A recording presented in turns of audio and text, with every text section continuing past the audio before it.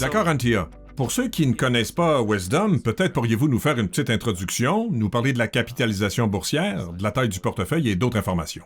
Bien sûr. Wesdom est une petite société intéressante, une société très simple et attrayante qui dispose d'une feuille de route tout à fait excitante. Vous savez, nous répondons à tous les critères d'une très bonne opportunité d'investissement dans une société à moyenne capitalisation. Tout d'abord, nous sommes dans une juridiction qui a du sens au Canada. Nous avons 2 mines à haute teneur, nous avons un bilan extrêmement solide et nous avons une opportunité en termes de profil interne qui nous permet de continuer à croître. Nous avons 2 mines, la mine Kina, située au Québec, dans la prolifique région aurifère de l'Abitibi, et nous avons l'autre mine, Eagle River, qui est située à l'extérieur de Wawa, en Ontario, sur la ceinture de roches vertes Michibushu. Ces 2 mines sont en production depuis 20 à 30 ans. Elles ont produit environ 4 millions d'onces d'or. Il s'agit là d'une expérience et d'une profondeur considérables.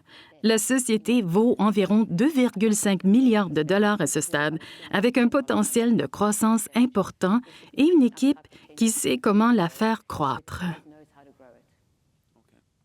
D'accord, merci pour ce survol. Selon vous, qu'est-ce qui distingue Wesdom de ses pairs dans le secteur? Vous savez, Wesdom est intéressante parce que nous avons adopté une approche très disciplinée à l'égard de la dilution des actionnaires au fil du temps. Et nous avons connu une croissance significative de notre production d'une année sur l'autre. Nous avons doublé notre production tous les 5 ou 6 ans de manière interne, tout en veillant à ce que nos flux de trésorerie disponibles se multiplient par 10 au cours de la même période. Wesdom est vraiment une petite société intéressante qui connaît une croissance importante. Parallèlement, nous avons veillé à augmenter nos réserves et à développer notre base de réserves. Ce que vous voyez chez Wesdom, c'est non seulement des taux de production records qui continuent de croître, mais aussi une base de réserves qui continue d'être remplacée. Vous savez, sur la base d'un indicateur par action que nous surveillons de près, notre société et nous savons tous que nous travaillons pour les actionnaires. Nous croyons que cette société est très performante en termes d'indicateurs pour les actionnaires. Et concernant tous les indicateurs qui comptent aujourd'hui pour les actionnaires, je pense que Wesdom se distingue de ses pairs ainsi que de certaines grandes capitalisations. Qu'il s'agisse de la juridiction, des flux de trésorerie ou de n'importe lequel de ces éléments, Wesdom est très forte dans la plupart de ces domaines. Et c'est sur cette base que nous entendons poursuivre la croissance de cette organisation. D'accord, c'est très bien. Certes, Wesdom existe depuis fort longtemps. Ces mines ont généré de très bons résultats, mais vous avez maintenant cette stratégie de croissance interne à 3 volets. Peut-être pourriez-vous nous expliquer ce que cela implique et ce que cela signifie pour la production et les coûts futurs? D'accord. Ce que nous avons très bien fait, je crois, c'est que nous continuons à accroître et à ajouter de la valeur au fil du temps. Notre stratégie interne, qui est très simple, consiste à remplir nos usines. Vous savez, nous avons 2 usines qui fonctionnent actuellement à une très faible capacité par rapport à la capacité autorisée. L'objectif de la stratégie de remplissage des usines est de passer de notre capacité installée actuelle de 30 à 50 % à une capacité de 80 %. Maintenant, vous vous demandez pourquoi. Pourquoi en sommes-nous là? La réalité est que cette société a été bâtie à l'origine pour un profil de teneur différent. Elle exploita la partie supérieure de la mine à une teneur inférieure et à un tonnage supérieur. 2 décennies plus tard, nous avons 2 mines à très haute teneur et une utilisation réduite des usines. Notre stratégie consiste à remplir ces usines et elle comporte 3 volets. Les 2 premiers sont axés sur la production et le 3e sur les coûts. Le premier volet de production est lié à notre modèle de croissance que nous appelons notre stratégie de modèle global. Le modèle global voit cette mine un peu différemment. Il nous permet de prendre du recul et de tirer parti de ce que nous avons en termes d'exploitation, de nous éloigner de la seule recherche de la haute teneur et d'ajouter des opportunités supplémentaires qui existent dans la mine, soit en parallèle, soit dans les sections supérieures de la mine, afin de tirer parti de différentes stratégies pour y parvenir. Le travail sur le modèle global a commencé il y a environ 15 mois. Nous avons pris les données des mines qui n'ont jamais été numérisées et nous avons pu les convertir au format numérique pour savoir exactement à quoi ressemble cette mine. Nous avons ainsi découvert un grand nombre d'opportunités et un fort potentiel que nous pourrions exploiter pour l'opération elle-même, qu'il s'agisse d'une teneur différente ou non, peu importe. Ce qui compte, c'est la valeur. Si nous pouvons trouver une once ou une tonne de valeur qui se trouve plus près de la surface, qui pourrait s'ajouter progressivement à une tonne à teneur plus élevée et qui provient des sections inférieures de la mine, nous devrions être en mesure de générer plus de valeur parce que cette mine est une exploitation à faible tonnage et à teneur élevée. C'est le premier volet. Le deuxième volet concerne l'exploration. Et l'exploration à West Dome a été la pierre angulaire du succès de cette société au cours des 30 dernières années. Nous avons été en mesure de faire des découvertes d'année en année et nous continuons à en faire. Il s'agit d'un corps minéralisé très prometteur qui présente un énorme potentiel. L'année dernière, nous avons passé du temps à modifier la stratégie pour adopter une approche d'exploration plus agressive. Et cette approche de l'exploration vise également à stimuler la stratégie de remplissage de l'usine. D'accord, c'est donc le deuxième volet. Le troisième volet concerne les coûts. Avec une mine à haute teneur, nous voyons notre profil de coût évoluer de manière positive. C'est une bonne chose car la teneur peut parfois cacher des problèmes. Nous sommes revenus en arrière et nous avons décidé de changer de cap. Essayons de déterminer le profil des coûts afin de générer plus de valeur. Et nous sommes en train d'obtenir de très bons résultats à cet égard. Nous considérons ce calcul à la fois sous l'angle du dénominateur et du numérateur. Le dénominateur, c'est que si l'on peut faire entrer plus de tonnes de valeur dans l'usine, on peut optimiser les coûts fixes qui représente une part assez importante de notre base de coûts actuelle. La deuxième chose que nous voulons faire était d'examiner le numérateur qui s'articule autour de deux facteurs, la productivité et les coûts. Le facteur de productivité a également un impact sur la production, ce qui est utile. Et évidemment, en ce qui concerne les coûts, nous sommes en mesure de tirer parti de certains de ces bénéfices dans certains travaux que nous menons. Nous constatons donc que des progrès ont été réalisés tant en ce qui concerne les bénéfices de la chaîne d'approvisionnement que les opportunités de maintenance. Nous avons vu apparaître des solutions simples qui permettent d'obtenir des résultats rapides en termes d'optimisation des coûts. Et nous commençons à voir la feuille de route tourner de ce côté, ce qui nous permet de voir différemment la teneur de coupure et de dégager des ressources et des réserves supplémentaires dans différentes sections de la mine. Merci pour cette information. D'après mes propres analyses, vous êtes l'une des rares sociétés à afficher une croissance de la production et vous avez certainement atteint cet objectif l'an dernier. Je pense que la production a augmenté de 40% d'une année sur l'autre sur une base consolidée si l'on considère les deux mines. Mais là encore, si l'on examine les prévisions pour cette année, la production devrait encore augmenter de 16%, voire davantage d'ici 2026. Pourriez-vous nous parler des perspectives pour 2025 et des facteurs qui devraient stimuler la croissance en 2025 et au-delà jusqu'en 2026? Chez West Dome, nous sommes fiers de notre croissance interne et nous prévoyons une nouvelle croissance à 2 chiffres cette année. Nous avons atteint 40% l'année dernière. Nous prévoyons que cette croissance se poursuivra. Cette croissance est en grande partie attribuable à notre stratégie qui consiste à vraiment faire les choses comme il faut. À Eagle River, l'année dernière, nous avons consacré notre temps à ouvrir davantage de zones minières plus proches de la surface, tout en veillant à la bonne exécution de nos activités. Eagle River a respecté son plan de manière constante. Kina a redémarré sa production l'année dernière, en avril, et nous avons obtenu 3 trimestres de minerais à plus haute teneur en 2024.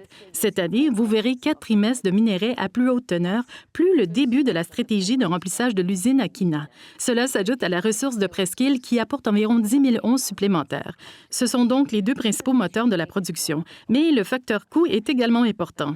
Du côté des coûts, nous constatons un élargissement des mâchoires. Comme je le dis toujours à mon équipe, il faut élargir ces mâchoires pour être très résistant au prix de l'or. J'ai assez d'expérience pour savoir que les prix des matières premières fluctuent. C'est pourquoi nous voulons nous assurer de rester résilients à tout moment, de réduire nos coûts et de dégager davantage de potentiel. Nous mettons donc l'accent sur la réalisation et l'exécution. De plus, nous nous efforçons de nous préparer le mieux possible pour l'avenir. Et votre bilan est certainement la preuve de cette réalisation et des excellents résultats obtenus à Kina. Je veux dire par là que vous n'avez plus aucune dette. Le solde de trésorerie du bilan augmente d'un trimestre à l'autre, mais il est peut-être temps de commencer à parler d'allocation du capital. Que pensez-vous, vous et votre conseil, en termes de redistribution de la valeur aux actionnaires? Notre bilan est solide et je pense que notre trésorerie continuera de croître grâce à l'augmentation de la production et la hausse du prix de l'or. C'est toujours une bonne nouvelle. Comme vous pouvez l'imaginer, les discussions sur l'allocation du capital sont très animées dans nos bureaux en ce moment et occupent une grande partie de nos conversations. L'un des aspects les plus intéressants de West Dome est que, jusqu'à présent, le meilleur rendement pour les actionnaires provient réellement des forages et des opportunités de croissance interne dans les mines. Nous croyons qu'il est essentiel de se concentrer sur cet aspect. Nous avons passé un certain temps à revoir nos activités et à nous assurer que nous faisons tout ce qui est en notre pouvoir pour générer de la valeur de manière interne. Et nous continuerons à faire tout ce qui est en notre pouvoir pour optimiser cette valeur. Et avec la hausse continue du prix de l'or, nos budgets ont évidemment explosé, ce qui nous donne plus de possibilités d'envisager cela de la bonne manière. Si vous examinez notre allocation de capital ou notre capital interne, nous allons dépenser et autofinancer 160 millions de dollars en capital cette année. Environ 40 millions de dollars seront consacrés à l'exploration. De plus, nous dépenserons 40 millions de dollars pour développer et exploiter la mine Kina afin de pouvoir en faire davantage et de la développer davantage. Et la troisième partie concerne vraiment le développement, qui représente la plus grande partie de cette mine. Les capitaux sont dépensés de manière judicieuse et nous allons continuer à chercher où nous pouvons les utiliser pour créer davantage de valeur. C'est le premier aspect. D'un autre côté, malgré cela, cette activité va générer beaucoup de liquidités. D'autres options sont donc à l'étude. Nous allons bientôt accueillir un nouveau président du Conseil. Dès son arrivée, nous allons avoir des discussions avec lui afin de déterminer ce que nous devons faire pour rester cohérents sur ce point également. Lorsque nous examinons vos prévisions pour cette année, pour 2025 et 2026, vous avez notamment évoqué l'opportunité de remplir les usines, et cela concerne en fait les deux actifs. Vos prévisions tiennent-elles compte de cette opportunité? Si ce n'est pas le cas, quel est le bénéfice supplémentaire que vous prévoyez ou comment voyez-vous cela se concrétiser au cours des 2 prochaines années? Nos plans actuels comprennent les réserves. Si vous regardez ce dont nous disposons, nous utilisons les réserves actuelles qui ne comprennent pas les travaux de remplissage. Nous travaillons d'arrache-pied pour terminer cela cette année. Cette année, les travaux sur le modèle global consistent à créer un modèle sans contrainte, à effectuer des forages de confirmation, à assurer l'assurance de la qualité et le contrôle de la qualité et à veiller à ce que les études minières soient achevées. Ce travail est en cours, mais il aura également une certaine influence sur l'avenir. Si vous regardez les deux mines, Kina est déjà en train de voir certains aspects de cela. Dans la mesure où nous avons pu nous lancer dans Presqu'île cette année et où nous continuerons à développer Presqu'île l'année prochaine. À la fin de cette année, nous allons extraire les premiers matériaux de Presqu'île qui se trouvent dans les sections supérieures de la mine. Il s'agit en fait d'environ 100 à 200 mètres sous la surface. Nous avons récemment publié les réserves minérales et les ressources minérales qui montrent que Dubuisson a désormais été converti en réserve. Nous espérons donc pouvoir travailler sur un plan minier sur ce site et l'intégrer dans le plan pour 2026 et 2027. Cela nous permettra d'obtenir une deuxième source de minerais de ce côté, sans compter le travail sur le modèle global que nous envisagerons probablement à une certaine étape. La stratégie de remplissage de l'usine à Kina progresse lentement dans cette direction. Elle n'enlève pas une seule tonne à haute teneur à Kina Deep. Kina Deep produit de manière constante et nous ajoutons ces sections qui se trouvent dans les parties supérieures de la mine. À Eagle River, c'est la même chose. Eagle River possède une zone 300 très importante qui contient une teneur de réserve de 20 à 25 grammes la tonne. Il s'agit d'une zone à très haute teneur et nous recherchons des zones parallèles plus proches de la surface afin de tirer parti de celle-ci. Nous exploitons la zone Falcon. Nous exploitons également une partie de la zone 6 centrale et d'autres zones que nous avons découvertes grâce à notre modèle global et nous commençons à exploiter ce potentiel. L'autre aspect qui me semble important à souligner est que Wesdome adopte une approche conservatrice en matière d'évaluation des réserves aurifères. Nous tablons sur un prix de l'or d'environ 1 500 $, mais nous veillons également à examiner chaque année les possibilités de créer de la valeur grâce au prix de l'or. Si des opportunités se présentent à proximité de la mine et que nous pouvons les exploiter pour générer davantage de valeur, elles seront également intégrées au plan. Nous avons pu observer cela l'année dernière à Eagle River plus précisément. Et je pense que vous avez déjà constaté qu'Eagle River recommence à le faire. Dans l'ensemble, la teneur pourrait baisser légèrement, mais la valeur de l'entreprise augmentera considérablement. Et je pense qu'il est important de le répéter. Dans une mine à haute teneur et à faible tonnage, le pourcentage des coûts fixes est très élevé. Il faut donc exploiter autant que possible l'usine, en particulier une usine qui fonctionne déjà. Wesdome répond certainement à de nombreux critères pour les investisseurs et vous en avez déjà mentionné plusieurs. La juridiction, le potentiel d'exploration, le bilan. Mais l'un des arguments avancés parfois par les investisseurs est la durée de vie des mines. Comment répondez-vous à cette préoccupation des actionnaires? Quelle est la durée de vie des mines et comment comptez-vous vous y prendre? Nous entendons cela tout le temps et pour être honnête, cela m'agace un peu car c'est quelque chose que Wesdome a toujours eu. Wesdome a toujours eu entre 3 et 5 ans d'exploitation minière devant elle. Il s'agit d'une mine souterraine à haute teneur et à veine étroite. Historiquement, Wesdome a toujours suivi le minerai. Elle a appliqué cette approche dès le début, puis a continué à constituer des réserves pour les 3 à 5 années à venir. C'est ce qui a été fait pendant 30 ans. Pendant 30 ans, Wesdome a toujours eu ce type de durée de vie minière. Vous savez, il y a aussi une subtilité importante à prendre en compte. Dans une mine souterraine à haute teneur, il faut trouver un équilibre entre l'efficacité du capital, l'efficacité du forage en termes de remplacement des réserves et l'utilisation du capital. Il faut trouver cet équilibre avec beaucoup de prudence. Sinon, on risque de gaspiller le capital destiné aux réserves et de se retrouver avec un autre problème. C'est cet équilibre que nous continuons à gérer chaque jour chez Wesdome. Mais nous en sommes conscients, nous savons que c'est une opportunité et nous avons maintenant un plan pour prolonger la durée de vie des mines et remplir nos usines. Et cela passe par les deux grands axes dont j'ai parlé, à savoir tout d'abord l'exploration. Nous avons considérablement augmenté le budget afin de stimuler la croissance. Comment pouvons-nous poursuivre l'exploration afin de continuer à développer ce plan? De même, le travail sur le modèle global nous aidera à comprendre comment nous pouvons tirer parti des infrastructures existantes pour optimiser l'exploitation des usines. Très bien. Je vais vérifier l'heure. Je pense qu'il nous reste 3 minutes. J'ai d'autres questions, mais si le public a des questions urgentes, n'hésitez pas. Vous avez donc un nouveau directeur de l'exploration. Vous disposez d'un budget de 40 millions de dollars pour cette année. À quoi les investisseurs peuvent-ils s'attendre dans le cadre de la mise en œuvre de ce budget? Oui, Jono Lawrence a commencé à travailler avec nous en janvier. C'est quelqu'un de formidable qui possède une vaste expérience. J'ai hâte de voir ce qu'il va accomplir. Mais si vous regardez ces deux mines, vous verrez qu'il a hérité d'une société minière fort intéressante. À Eagle River, nous avons au moins 20 secteurs dont nous avons connaissance à l'heure actuelle et certains d'entre eux font partie du plan actuel. Jono va chercher à les mettre en valeur et à les comprendre les secteurs qui ont déjà été étudiés, mais qui ont été laissés de côté. Nous allons y retourner, les étudier, les intégrer. Voilà pour Eagle. À Kina, nous avons 23 zones, dont seulement 3 font partie des réserves actuelles. Inutile de dire que nous prévoyons poursuivre l'exploitation minière à Kina pendant de nombreuses années. L'accent Kina a été mis uniquement sur le corridor sud de l'opération. Le corridor nord est complètement ouvert, intact. Je pense qu'il va être extrêmement occupé. Vous avez évoqué la croissance de la production pour ces deux actifs. Pensez-vous qu'il pourrait être nécessaire de compléter cette croissance par des fusions-acquisitions? À quoi cela pourrait-il ressembler? Je pense que du point de vue des fusions-acquisitions, on peut comprendre à quel point ces mines sont précieuses.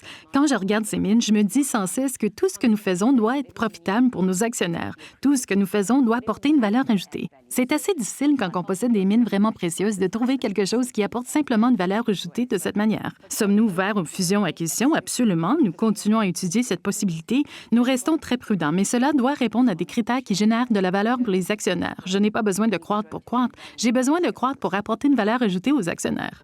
D'accord. Et sur cette note, nous allons peut-être conclure par une réflexion. 2024 a été votre première année complète à la tête de l'entreprise en tant que chef de la direction. Avec le recul, pouvez-vous nous parler des changements que vous avez apportés, de la façon dont ils se sont déroulés et peut-être des changements à venir?